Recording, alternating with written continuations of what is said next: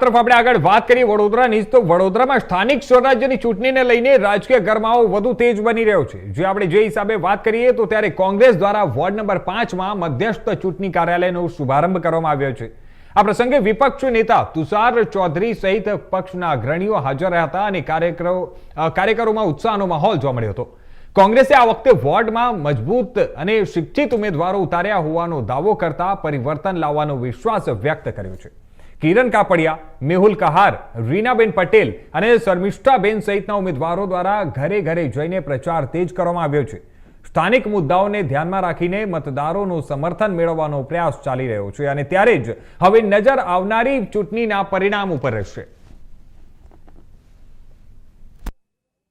જે પ્રકારે ગુજરાતમાં ભારતીય જનતા પાર્ટીની 162 ધારાસભ્યવાળી સરકાર છે, 30 વર્ષથી ગુજરાતમાં એમનું શાસન છે, એનાથી પણ વધારે વર્ષથી વડોદરા મહાનગરપાલિકામાં પણ ભારતીય જનતા પાર્ટીનું શાસન હોવા છતાં પણ આજે કોંગ્રેસના ઉમેદવારોને ડરાવવામાં આવે છે, ધમકાવવામાં આવે છે, પોલીસ તંત્રનો ઉપયોગ કરવામાં આવે છે, એ લોકોને પૈસાની લાલચ આપીને ફોર્મ ખેંચાવી દેવામાં આવે છે અને આજે પોલીસ તંત્ર વહીવટી અધિકારીઓની હાજરીમાં કોંગ્રેસના ઉમેદવાર પર હિંસક હુમલો પણ કરવામાં આવ્યો છે। એ જ બતાવી રહ્યા છે કે એ લોકોને અત્યારે હાર દેખાઈ રહી છે। એ લોકો દર વખતે દર 5 વર્ષે ઉમેદવાર નો રિપીટ થિયરી શેના માટે લાવે છે કે 5 વર્ષ ભ્રષ્ટાચારની છૂટ આપે છે, 5 વર્ષ જેટલું કમાવો એટલું કમાઈ લો અને પછી નવા ઉમેદવાર ઊભા કરીને જાણે પેલા ઉમેદવારની છબી સ્પષ્ટ છે એવો એ કરીને ભ્રષ્ટાચાર છાવરવા માગે છે। આટલા વર્ષથી તમે આ શાસનમાં છો, વડોદરા મહાનગરપાલિકામાં હજી સુધી તમે વિશ્વામિત્રીનું પૂરથી વડોદરાવાસી ને બચાવવાનું કોઈ કાર્યવાહી તમે હજી સુધી કરી શક્યા નથી।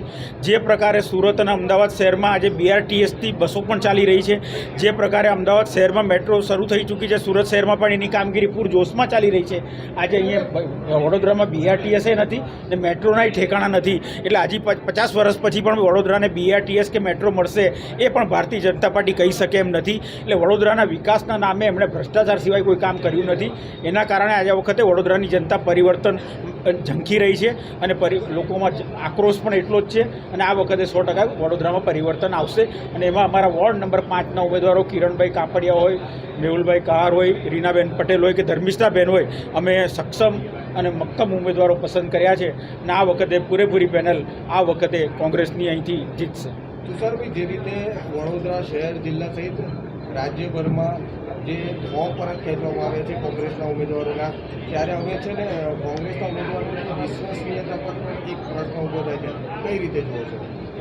કોંગ્રેસના ઉમેદવારની વિશ્વસનીયતા પર અમને કોઈ શંકા નથી, પણ જે પ્રકારનું રાજકીય દબાણ, પોલીસ તંત્રનું દબાણ, ધાક ધમકી ઉઠાવી જવા, અપહરણ કરવું, પૈસાની લાલચ આપવી, જો તમે આટલે બહુમતી સ્પષ્ટ બહુમતીવાળી તમારી પાસે સરકાર હોય તો તમે ચૂંટણી થવા દો, લોકોને નક્કી કરવા દો કે કોને જીતાડવા ને કોને હરાવવા।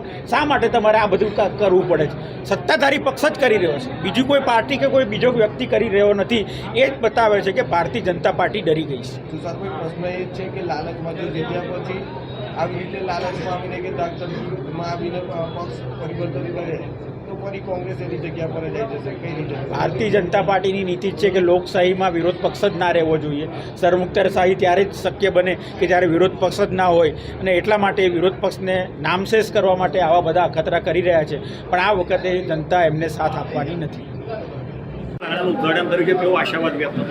વડોદરા શહેરમાં પૂર્વ વિસ્તારમાં વોર્ડ નંબર 5ની અંદર આજે મધ્યસ્થ કાર્યાલયનું ઉદ્ઘાટન કરવામાં આવી રહ્યું છે, જ્યારે વડોદરા શહેરની પૂર્વ વિસ્તારની જનતાએ આજે મન બનાવી લીધું છે કે ભારતીય જનતા પાર્ટીના ભ્રષ્ટ શાસનને જાકારો આપવાના છે અને તમે જોઈ જ રહ્યા છો કે રોજબરોજ એમને ફેરનીમાં તકલીફ આવી રહી છે અને પબ્લિકે જે પોસ્ટરો લગાવ્યા છે, બેનરો લગાવ્યા છે અને પબ્લિક સામે એમને મોઢા પર કહી દે છે કે તમે જરૂર નથી કોંગ્રેસ પક્ષને લાવવાનો છે અને અમને જે આવકાર મળે છે એ ખૂબ જ આવકારદાયક છે અને સાથે અમે આખી પેનલ સાથે વિજેતા થવાના છે, એ પબ્લિકે મન બનાવી લીધું છે। પબ્લિકના અમે 10 થી 12 વર્ષથી કામો કરેલા છે અને એના માટે જ પબ્લિક અમને ઓળખે છે।